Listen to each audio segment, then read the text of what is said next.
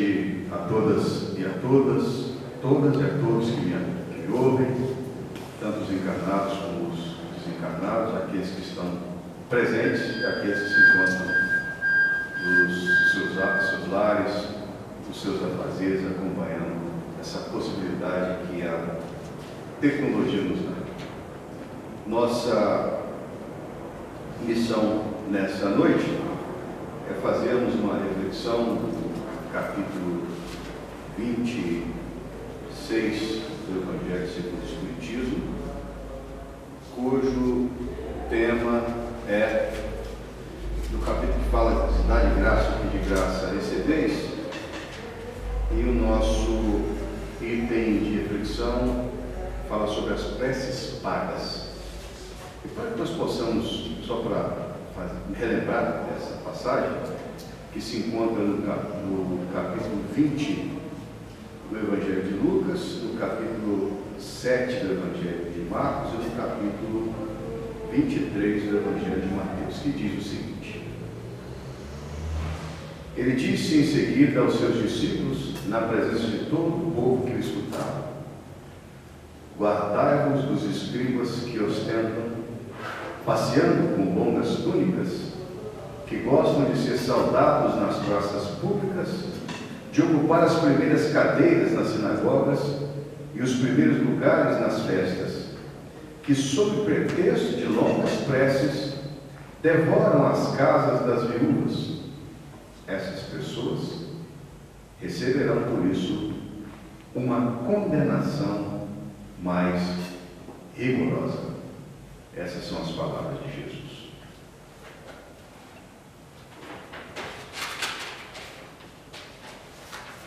E sobre a prece, que é um bendito instrumento que nós temos a possibilidade de fazer, Jesus faz uma reflexão bem profunda, e principalmente dando àqueles que o acompanhavam mais de perto, os seus discípulos, uma mensagem realmente um tanto quanto mais dura a respeito daqueles que não entendiam ainda o instituto da prece. Ora, ele naquela época dizia que fazia uma alusão aos fariseus, né? No Evangelho segundo o Espiritismo, na parte histórica, nós temos lá uma série de informações a respeito de certas classes de pessoas que existiam à época. E os fariseus, eles originalmente eram intendentes dos exércitos, então secretários dos reis de Judá, e depois foram tidos como os doutores da lei, aqueles que tinham a possibilidade, a permissão para falarem sobre a lei de Moisés e ensinarem a respeito dela aos povos. Mas, assim como os fariseus, os escribas eram pessoas que tinham muito culto exterior, ou seja, eles gostavam muito de se apresentar de uma determinada forma, mas não era essa a vida que eles levavam. E esse aspecto é interessante, porque Jesus aqui fala deles, né? Que eles gostavam de se colocar entre os seus concidadãos numa situação de superioridade. E muitos deles, fazendo aquelas longas e exaustivas preces, recebiam, inclusive, das pessoas, né, numerários dinheiros para que pudessem fazer suas preces em memória ou em atenção a elas. E aí, então, o Cristo, de certa forma, fez uma crítica veemente a isso e, acima de tudo, busca confrontar essa ideia da necessidade do pagamento para que nós possamos fazer preces por alguém. E vai mais longe, inclusive ameaçando as pessoas que tinham esse proceder de experimentarem depois uma possível condenação. Então nós lembramos que a época de Jesus Jesus, a sua mensagem é toda boa, mas ele não poderia ter uma visão de ensino diverso daquele que imperava a época, né? Porque ele, dos 30 aos 33 anos, foi reconhecido por aqueles que o acompanhavam como mestre, porque ele tinha uma sabedoria que estava bem acima das pessoas que tinham uma possibilidade do estudo da lei mosaica. Lembrando sempre que naquela época tinha que se esperar os 30 anos de idade para que se pudesse pregar ou se pudesse ensinar a lei de Moisés. Mas o interessante, quando nós falamos de oração, é que esse pagamento pela prece tem que ser entendido no nosso contexto moderno como algo um pouco mais profundo. Por que nós dizemos isso? Infelizmente, existem algumas religiões que estão aí em voga, né? Lembrando sempre que as religiões são caminhos que as criaturas utilizam para chegar à divindade. Então, muitas delas têm necessidade ainda dessas religiões que têm, de certa forma, um chamamento à barganha, à troca, né? Colocando a divindade numa situação de só dispensar as suas bênçãos, caso haja para isso uma compensação pecuniária. Mas são importantes, porque muitas criaturas, se não tivessem nessas religiões, poderiam estar no cometimento de diversos equívocos. Então, não é aqui um julgamento, mas é uma constatação. E aí, nós buscamos no livro Boa Nova, uma riquíssima obra do nosso Francisco Cândido Xavier, em que em 1941 trouxe a lume sob a orientação de Humberto de Campos. E para que nós possamos contextualizar a lição nossa, que nós estamos a ver, com aquilo que realmente Jesus queria que nós tivéssemos a capacidade de aprender no seu ensino, ditado aí nos evangelhos de Lucas, Marcos e Mateus. Lembrando sempre que no Evangelho segundo o Espiritismo, como nós conhecemos hoje, ele não nasceu assim. Quando ele veio a lume em abril de 1864, o título da obra era Imitação do Evangelho. Mas em 1866, na terceira edição, ele teve uma modificação, porque eram só 25 capítulos.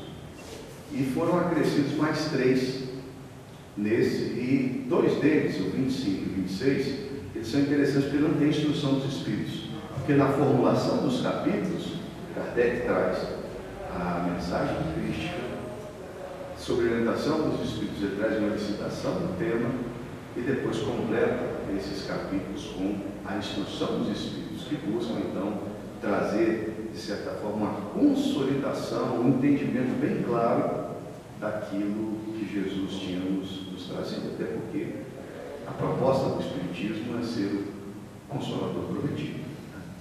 Aquele que tem a capacidade de revelar ao culto e ao ignorante o conhecimento, porque ele não fala diretamente só ao intelecto, mas ele busca, acima de tudo, o coração, o sentimento maior do amor de todas as criaturas.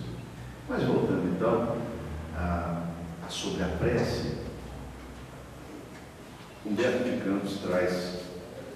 Esse livro é interessante, porque ele busca, acima de tudo, a fazer algumas reflexões à época em que Jesus esteve conosco. E esse livro traz, Humberto de Campos, que era um excepcional escritor e também jornalista, ele traz uma linguagem de fácil entendimento, recomendo, tá? Boa Nova. Ele coloca aqui, nesse caso da prece, um colóquio entre Jesus e Simão Pedro. Porque Pedro, de certa forma, estava tendo uma dificuldade de fazer aquilo que o Cristo recomendava, que é manter uma conexão com Deus. Em ter a possibilidade de estar com o nosso Pai Celestial, numa conexão tão íntima, que ele, Pedro, teria a capacidade de não necessitar de de ter sobressaltos na vida, porque essa íntima ligação com Deus através da prece lhe daria essa possibilidade. Então, Pedro faz uma pergunta interessante, que eu acho que é oportuna para nós entendermos a lição que nós vamos estudar daqui a pouco. Pedro perguntou o seguinte: mestre, como deveremos interpretar a prece? E a resposta de Jesus é essa: em tudo, elucidou Jesus, deve a prece constituir o nosso recurso permanente de comunhão ininterrupta com Deus.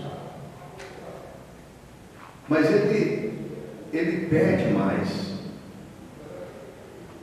Senhor, tenho procurado por todos os modos manter inalterável a minha comunhão com Deus, mas não tenho alcançado o objetivo de minhas súplicas. E Jesus pergunta: o que tens pedido a Deus?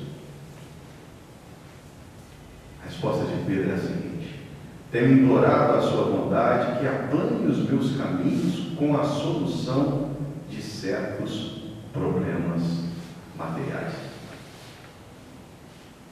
Jesus contemplou longamente o discípulo como se examinasse a fragilidade dos elementos intelectuais de que podia dispor para a realização da obra evangélica.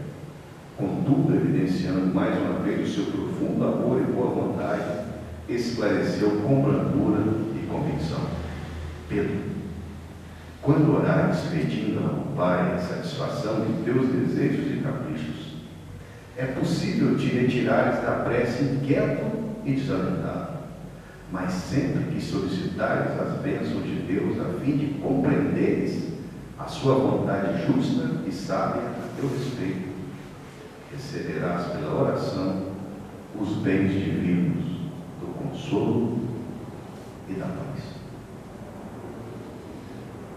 Quando terminou esse colóquio, os outros discípulos que se encontravam ali, tocados por essa profundidade com que Jesus se referia à prece e a Deus, a pergunta ou o pedido de Pedro foi o seguinte: Senhor, ensina-nos a orar. Ora, se nós estamos aqui a comentar das preces pagas, daqueles que têm a necessidade de, em socorro a si mesmo, fazer com que um terceiro possa ser o intermediário entre Deus e nós, o esforço de Jesus em nos passar esse ensinamento, ele fica basicamente anulado. Porque ele está falando para Simão Pedro e seus discípulos naquela oportunidade que nós sim temos a capacidade de fazer essa conexão com o Pai.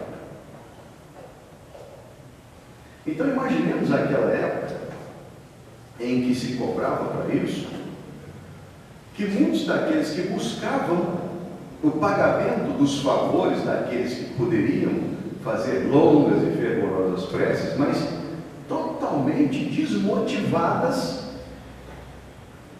da concepção de um resultado. Bom, prece eu faço, me paga, o que eu faço agora? O atendimento da sua prece aí já é coisa sua com Deus, não tem nada a ver com isso. Então, nessa passagem entre Jesus e Pedro, é que ele quer dizer para a gente o seguinte: olha, nós temos todos um tempo interior. E aí é o passo seguinte. O que eu estou pedindo?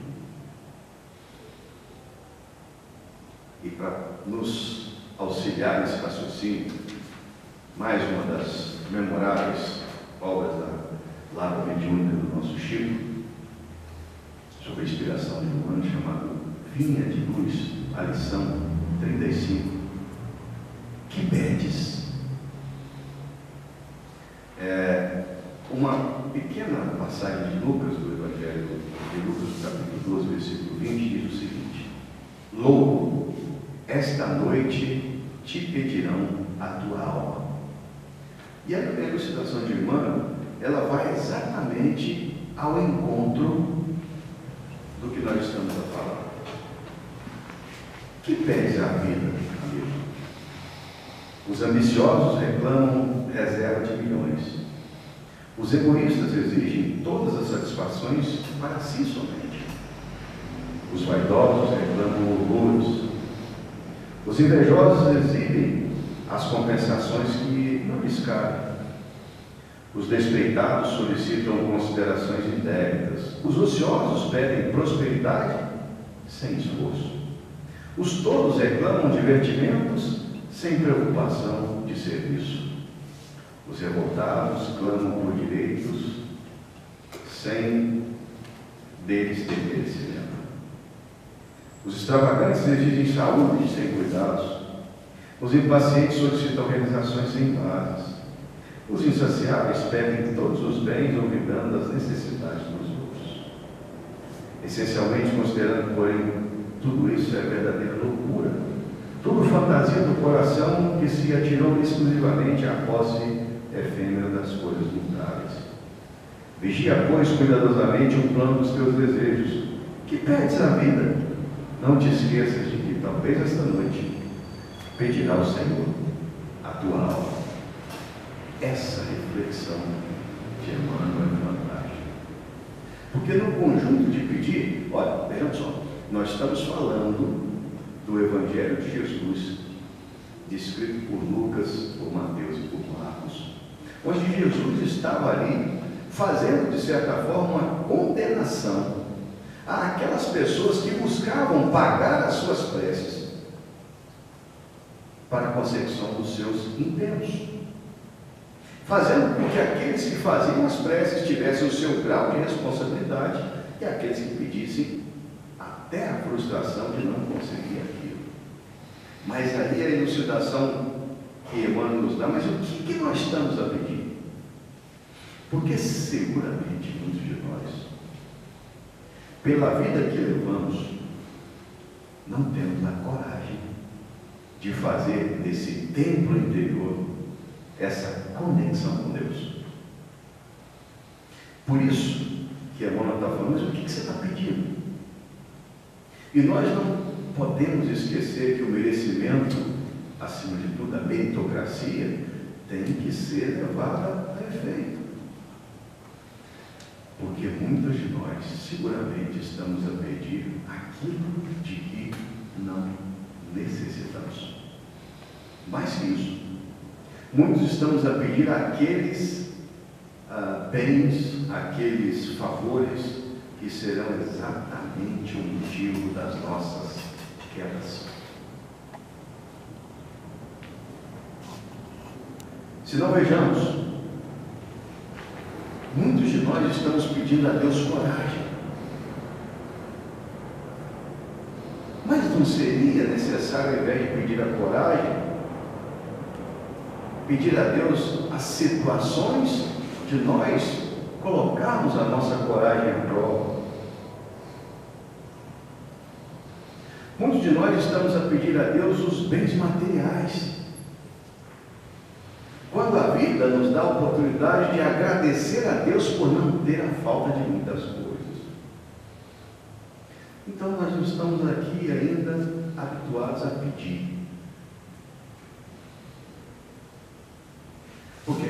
É até um contrassenso, né? Mas quando, certa feita, Chico fez uma colocação interessante sobre a prece, sobre o pedir, né? E ele falava sobre as mães, né? Esses seres que têm a possibilidade de acolher no seu ventre uma vida, que deixa essa concepção, traz ali, debita amor a essas criaturas, mesmo que esses frutos dos seus ventres sejam criaturas que enveredem por caminhos diversos daqueles recomendáveis. Mas Chico, mesmo assim, diz o seguinte: a prece de uma mãe tem um condão de arrebentar as portas do céu. É profunda essa frase, né? Mas olha, certa feita, Emmanuel Emmanuel fez uma citação, numa dessas visitas que em desdobramento fez com o Chico, ele falou: Emmanuel, o que são esses raios luminosos que vêm em direção aqui ao infinito? Ele disse: não, são pessoas que estão nesse momento ligadas ao Pai Celestial, emitindo preces. Tem um livro interessante aqueles que gostam de uma boa leitura, nosso irmão Diamantino, ele é um livro inspirado, chamado Corolário, que, na visão de alguns, foi ditado por Maria Santíssima, Mãe de Jesus. E num determinado trecho dessa obra, ela diz o seguinte: nenhuma súplica feita ao nosso Pai Celestial sob a tutela de Jesus fica sem resposta. E ela disse mais, que muitas daquelas preces que nós ainda não temos o entendimento do que estamos a pedir, alguma resposta vem ao nosso favor. Mas por que nós dizemos isso? Olha, eu não preciso de intermediários para pedir por mim. E muitas vezes, nós, nos momentos de desespero das nossas vidas, ligamos para alguém: fulano, por favor, peça por mim a Deus. Fulano, olha, o nosso Pai Celestial, Ele sabe aqueles que têm até dos fios de cabelo que caem da nossa cabeça. Então, antes de nós emitirmos o pensamento, Ele sabe o que nós estamos a pedir e tem exatamente a mensuração do nosso merecimento em receber. Porque essa análise sobre o que nós estamos pedindo, ela pode nos auxiliar muito. Todos nós estamos a passar por essa vida tendo a possibilidade de sairmos daqui muito melhores do que chegamos. Porque sempre estamos num mundo de expiações e provas que agora se avizinha, um mundo de revelação. É porque nós ainda somos pessoas que não é que nós convivemos só com o mal, é que nós ainda trazemos dentro de nós o mal. E externamos no dia a dia esses males pelos nossos pensamentos, pelas nossas palavras, pelas nossas ações, pelos nossos sentimentos. Porque muitos não entendem que feliz daquele que não está apenas na oração para pedir. Ou seja, todas as vezes que se recolhe para a conexão com o Pai Celestial, com a espiritualidade superior, faz ali uma relação enorme de pedidos a serem feitos. E os agradecimentos. E se fizermos uma reflexão bem pequena, né? Enquanto nós estamos aqui, graças a Deus, todos vestidos, aquecidos, alimentados, aqui na nossa cidade existem pelas ruas pessoas que nessa hora talvez não tenham feito nenhuma alimentação ainda, que não tiveram a possibilidade de um sanitário para fazer as suas necessidades, de um banheiro para fazer a sua higiene. À noite, com a temperatura diminuída, talvez não tenham um cobertor para lhes aquecer. Então, a reflexão que nós fazemos é que, graças a Deus, temos muito mais a agradecer do que pedir. E aqueles que ainda vagueiam, né, pelas desilusões da vida, buscando essas preces pagas, deveriam estar agradecendo a Deus pela possibilidade de ter recebido muito. Porque nós não somos proprietários de nada, né? Até esse corpo que reveste momentaneamente o nosso Espírito Santo, durante alguns anos, são a manifestação da bondade e da misericórdia de Deus. Porque a nossa estada será breve, alguns chegam a centenas de anos, pouquíssimos, e a nossa bagagem de retorno condutor da verdadeira vida espiritual serão as nossas boas ou as nossas más obras. Isso é nosso. E esse pedir a Deus, a gente lembra que algumas pessoas que foram referências para nós, como Francisco Cândido Xavier, no final da sua vida física, agradeceu a Deus porque tudo que chegou a ele destinou, isso materialmente falando, aos seus irmãos de humanidade. Certa feita, Frederico Figueiredo, que era um rico industrial paulista, que trouxe o fonógrafo para o Brasil, nas suas muitas visitas a Pedro Leopoldo, ia falar com o jovem Francisco Cândido Xavier, certa feita ele perguntou para o Chico: Chico, o que você mais gostaria de ver? A resposta foi imediata: eu gostaria de ter a possibilidade de não ter que trabalhar para ganhar o meu sustento e dedicar integralmente pelo tempo à obra de Jesus. Frederico: não é isso, não é de dinheiro, pode ser de dinheiro. Ah, não, de dinheiro eu queria igualmente ter a possibilidade de ter alguns dinheiros para fazer fácil as minhas despesas, ajudar as pessoas. E para isso eu não teria que trabalhar, eu poderia então dedicar meu tempo todo para o trabalho de Jesus. Passados alguns anos, Frederico Figueiredo desencarna. No seu testamento ele tinha só 2 filhas. E à época, ele deixou para o Chico Xavier 100 contos de réis. Um conto de réis é 123 mil. Então, uma conta simples, 12 milhões e 300 mil. Que foi a conta que o Frederico Figueiredo fez, que o dinheiro aplicado daria para o Chico ter muito dinheiro para aplicar na caridade. Foram lá os advogados, chegaram lá em Pedro Leopoldo, na casa do Chico, que à época o pai dele estava fazendo uma reunião para que decidissem a respeito de uma hipoteca de 8 contos de réis, senão a casa iria leilão. E chegou o advogado com 100 contos de réis.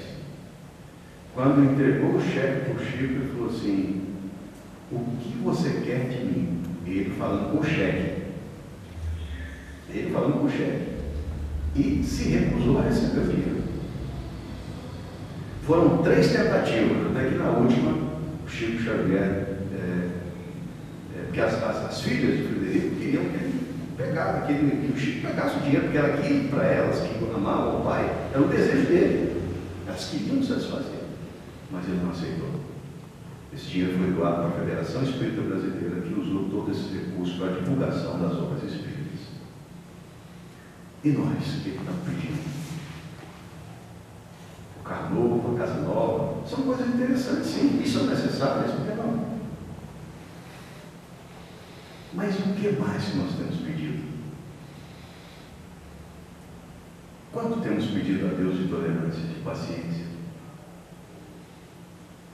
Quanto temos pedido a Deus a capacidade de colocar a nossa visão nos nossos ouvidos e a nossa boca em condições de estar vendo, ouvindo e falando aos nossos irmãos que têm menos que nós, têm menos compreensão, têm menos paciência, têm menos conhecimento da obra de Jesus?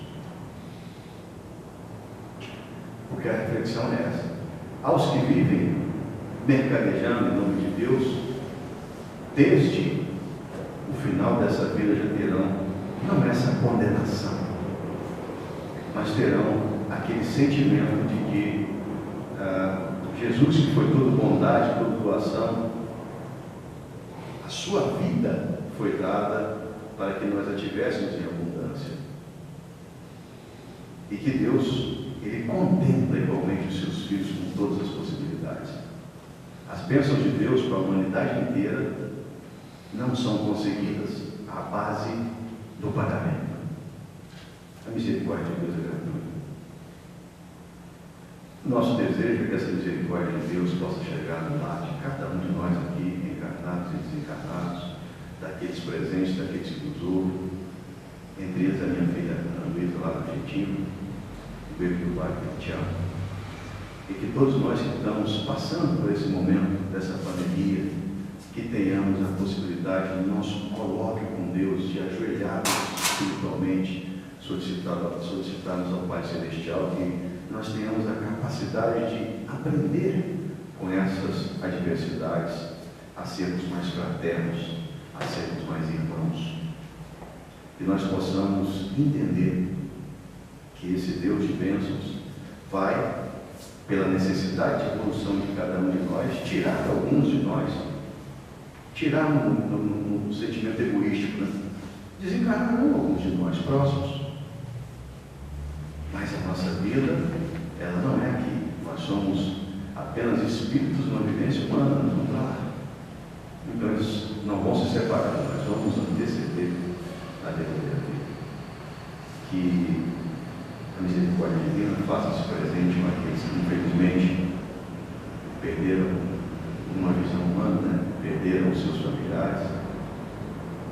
Que a misericórdia divina possa estar com aqueles que estão na linha de frente, como médicos, enfermeiros, cuidadores, jornalistas, cientistas. Que nós todos possamos, como irmãos em unidade, erguer cada vez mais o nosso pensamento ao nosso Pai Celestial, para que nos dê a força e, acima de tudo, a coragem e, acima de tudo, a inspiração, a fé e a proteção, para que os dias melhores que se avizinham possam ser vividos por todos nós. Fiquemos em paz. Graças a Deus.